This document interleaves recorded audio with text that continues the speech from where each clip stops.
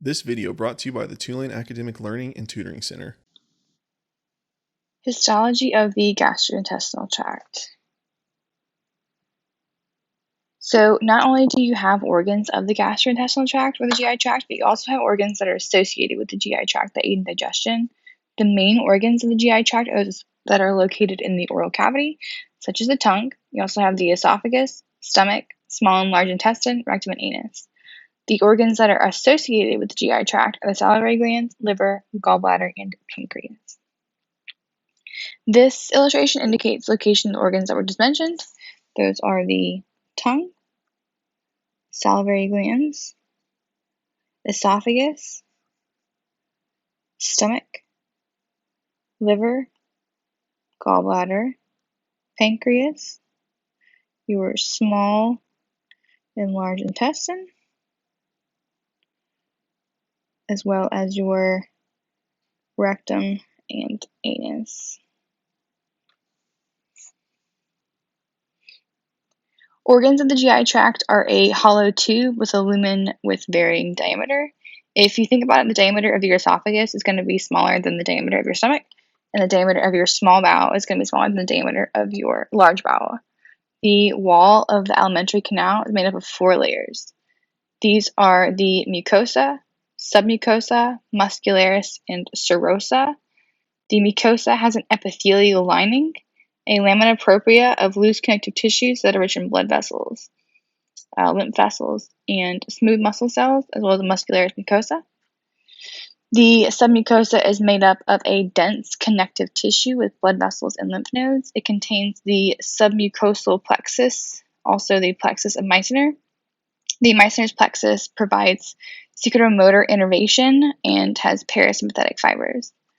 The muscularis contains smooth muscle cells, which are divided into 2 layers. There is the internal or circular layer and the external or longitudinal layer. It also contains the myenteric plexus, also called the plexus of Auerbach. Auerbach's plexus is what provides motor innervation to the gut and has both parasympathetic and sympathetic innervation. Lastly, the serosa is a thin layer of loose areolar connective tissue rich in blood and lymph vessels and has a squamous covering epithelium called a mesothelium. This is a high magnification image of a GI section showing the localization of the Auerbach's plexus between 2 smooth muscle layers of the muscularis externa. The Auerbach's plexus contains the parasympathetic ganglion cell bodies. One of the organs in the oral cavity is the tongue. This organ has many roles. With the GI tract, its roles in mastication and deglutition, as well as aiding in the perception of gustatory stimuli. It's composed of 4 types of papillae, as well as taste buds. Those papillae are filiform, fungiform, foliate, and circumvallate. Filiform papillae are the most abundant of the 4 types. They appear as elongated projections of keratinized stratified squamous epithelium on the dorsal aspect of the tongue. They do not contain taste buds. The fungiform papillae are highly vascular, mushroom-shaped, non-keratinized stratified squamous epithelium, and they contain minimal taste buds. They are scattered across the dorsal aspect of the tongue between the filiform papillae. Foliate papillae are located near the sulcus terminalis and appear as parallel longitudinal ridges on the posterior lateral aspect of the tongue. They are made up of non-keratinized stratified squamous epithelium and contain lots of taste buds. Circumvallate papillae appear at each limb of the sulcus terminalis. There's about 8 to 12 in total. These allow for the von Ebner glands to secrete serous salivary fluid. They are made up of non-keratinized stratified squamous epithelium and contain taste buds. So taste buds are oval shaped and covered by stratified squamous epithelium. This is filiform papillae at low magnification, filiform papillae at high magnification, fungiform papillae at low magnification, fungiform papillae at high magnification, foliate papillae with taste buds at low magnification. You can actually see the taste buds through here.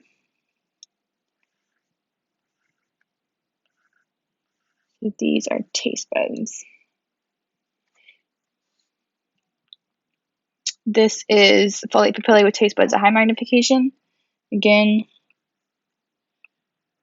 these oval shaped guys are your taste buds.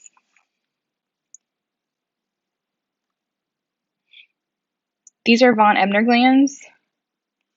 So these are those glands that secrete the salivary fluid.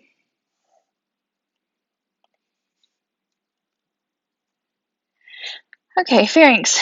Lined by stratified, non-keratinized stratified squamous epithelium in areas that are continuous with the esophagus, and lined by ciliated pseudostratified columnar epithelium with goblet cells in areas that are close to the nasal cavity. Palatine tonsils are located on the roof of the pharynx. Pharyngeal tonsils are located on the sides of the pharynx, and your lingual tonsils are located on the floor of the entrance of the pharynx.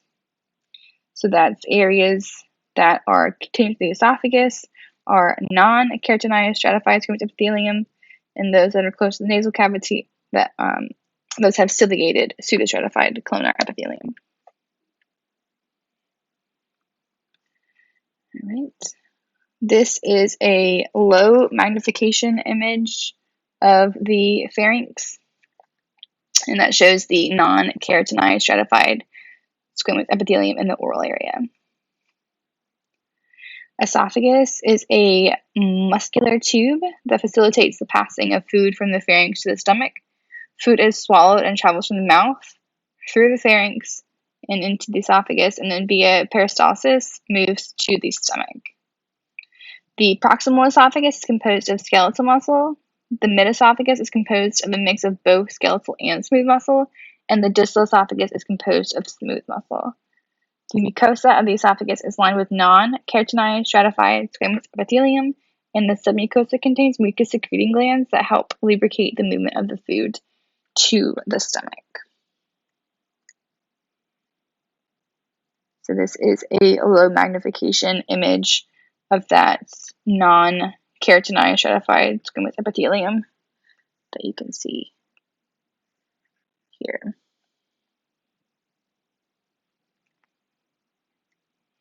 The esophagastric junction, which is also called the EG junction or the GE junction, is where the esophagus meets the stomach and is marked by a change in mucosa and the muscularis externi. The epithelium changes from stratified squamous to simple columnar, and the esophageal glands transition from the submucosa into the lamina propria, where they are called cardiac or gastric glands. In the muscularis externi, the third layer of smooth muscle is added, which is the internal oblique. And this is an image showing that EG or GE junction. That is this area here. One clinical aspect at your GE junction is Barrett's esophagus. Barrett's esophagus is the abnormal change or metaplasia in the epithelium at the EG junction. Metaplasia is a transformation of one cell type to another. So this is when the normal non-keratinized stratified squamous epithelium is replaced with metastatic columnar epithelium. This condition usually arises secondary to chronic gastroesophageal reflux disease, or GERD. If GERD is properly treated and adequately managed, the metaplastic changes are potentially reversible. If this is left untreated, there's a strong association with esophageal adenocarcinoma.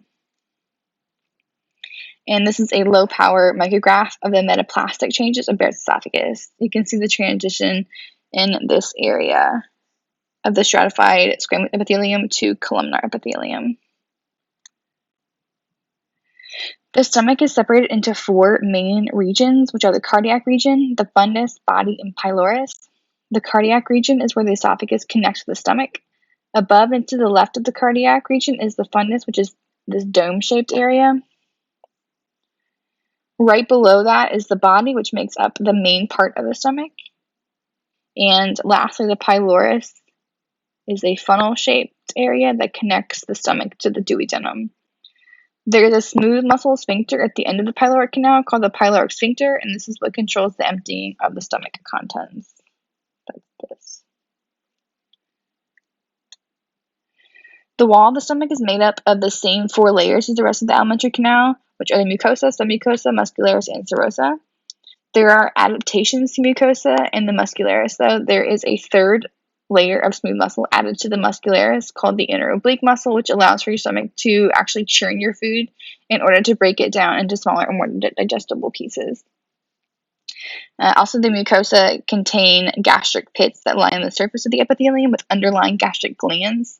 These gastric glands are what secretes the fluid that helps with digestion, and this is often called gastric juice. Within the gastric glands are parietal cells that produce hydrochloric acid, or HCl, which are responsible for the low pH of the stomach, and this is needed to activate pepsin, which is a protein digesting enzyme. Also, the low pH helps to kill any bacteria that you might ingest with your food, as well as denaturing proteins. On the basal layer of the gastric glands are chief cells, which secrete pepsinogen. And lastly, there are gastric glands that contain enteroendocrine cells that secrete a variety of hormones into the interstitial fluid of the lamina propria, including gastrin, and gastrin promotes gastric emptying. This is a micrograph of the cardiac region of the stomach showing gastric pits and glands. The mucosa of the body and fundus of the stomach is composed mostly of mucus cells, which secrete protective coat of alkaline mucus that prevents the stomach from digesting itself. The lamina propria is made up of gastric glands. There are about 1 to 7 gastric glands per gastric pit. These gastric glands contain mucus neck cells, parietal cells, chief cells, enteroendocrine cells, and stem cells. This layer can be differentiated by other regions of the stomach because it has short pits and long glands. The submucosa is composed of loose connective tissue. The muscularis mucosa contains the 3 layers of smooth muscle, inner oblique, middle circular, outer longitudinal, and the outermost layer is the serosa.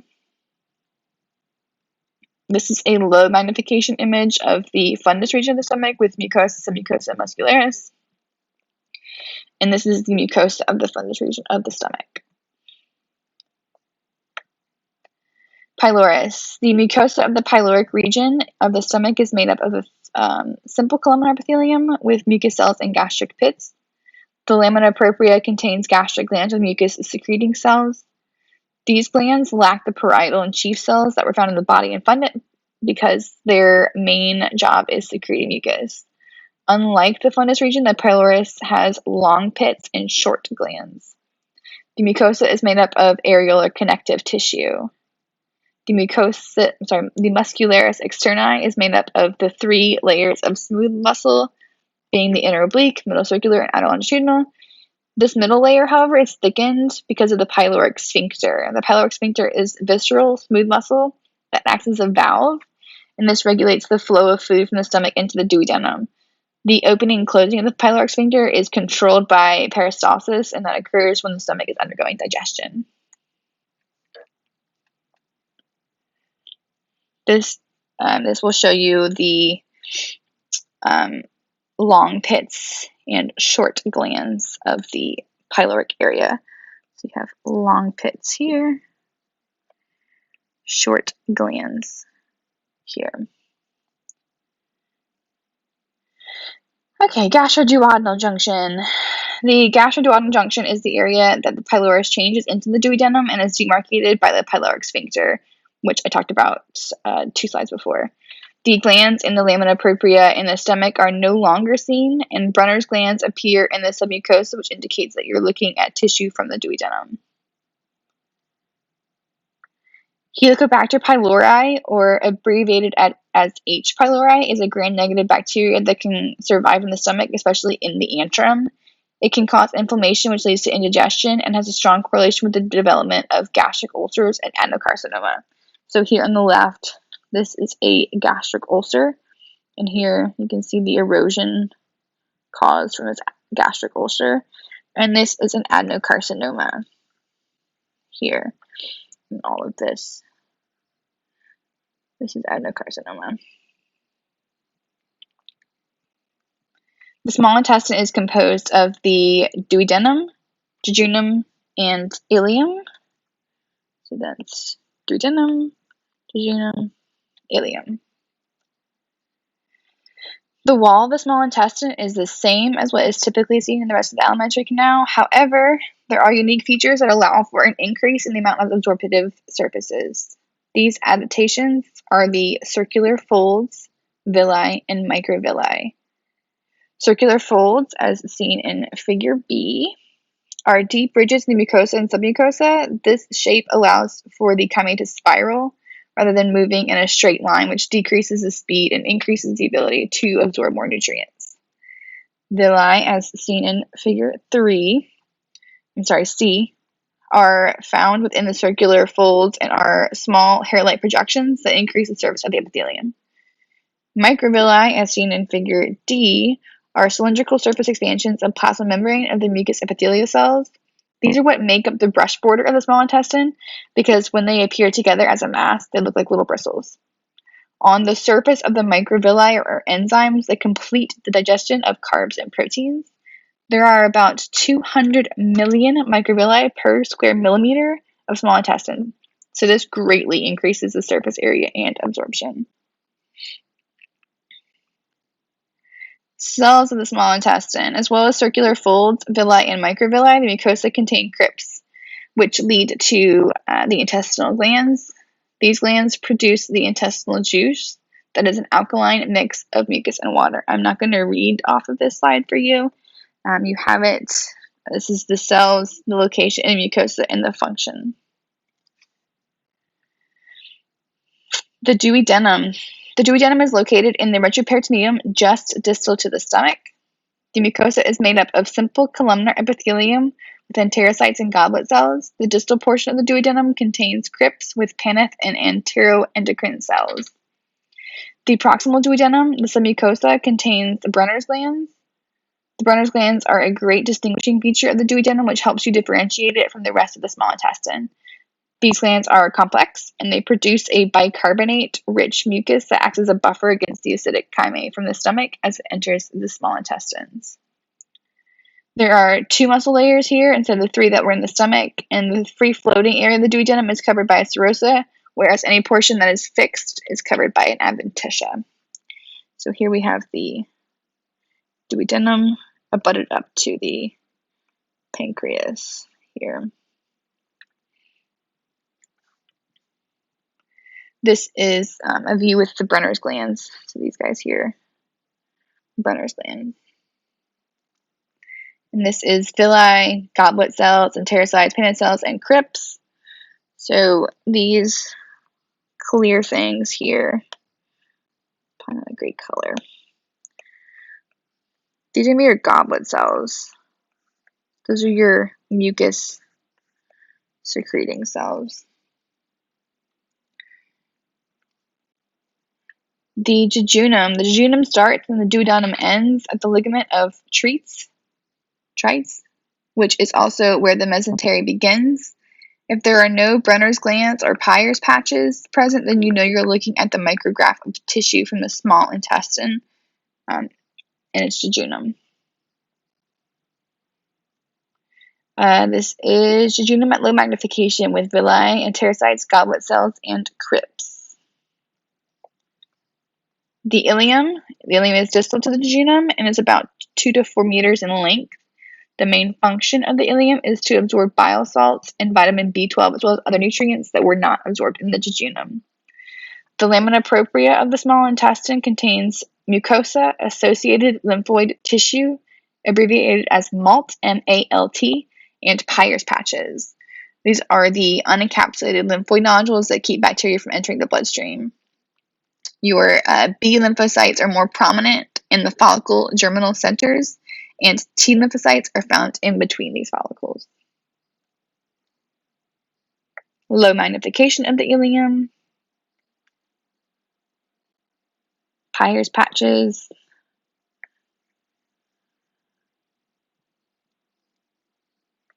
and the large intestine. The large intestine consists of the cecum, appendix, ascending colon, hepatic flexure, transverse colon, splenic flexure, descending colon, and sigmoid colon. The large intestine differs from the small intestine in many ways. There are less enzyme secreting cells in the wall of the large intestine, and there are no circular folds or villi. The mucosa of the large intestine has more intestinal glands, which consist mostly of enterocytes and goblet cells. The increase in the number of goblet cells as it progresses more distally is to secrete mucus to ease the movement of feces, as well as to protect the intestine from the acids and gases produced by enteric bacteria. Figure A shows the adaptations of the large intestine for digestive function. And figure B shows a micrograph depicting the simple columnar epithelium with goblet cells.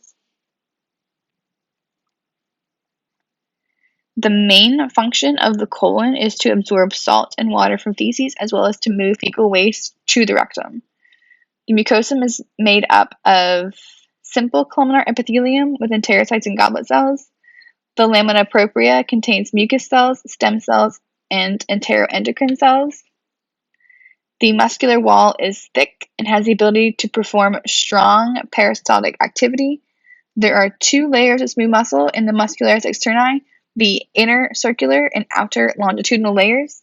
The outer longitudinal layer is divided into 3 bands called the tinea coli. Here. There is both serosa and adventitia. The serosa has fatty lobules called epiploic appendices. Here. And adventitia is present on the ascending and descending colon, where it is attached to the posterior abdominal wall. Micrograph of the colon. Large intestine, cecum, and appendix. The cecum is a sac that is located at the ileocecal valve and attached to, and has attached to it a vermiform appendix. These are both the same histological structure as the colon, but the appendix has more lymphatic nodules. Here we have the ileum. So this is the ileocecal valve, cecum, and this is the appendix. This is a low power micrograph of the lumen of the appendix. So in here is the lumen. This is a high power micrograph of the appendix again. This is lumen. The rectum. The rectum is the final part of the GI tract and lies just distal to the anal canal. This also has the same histological structure as the colon, with the exception of having more goblet cells, no tinea coli, no epiploic appendices, and the lower rectum has an adventitia. The rectoanal junction undergoes an abrupt transition from rectal mucosa to non-keratinized stratified squamous epithelium in the anal canal.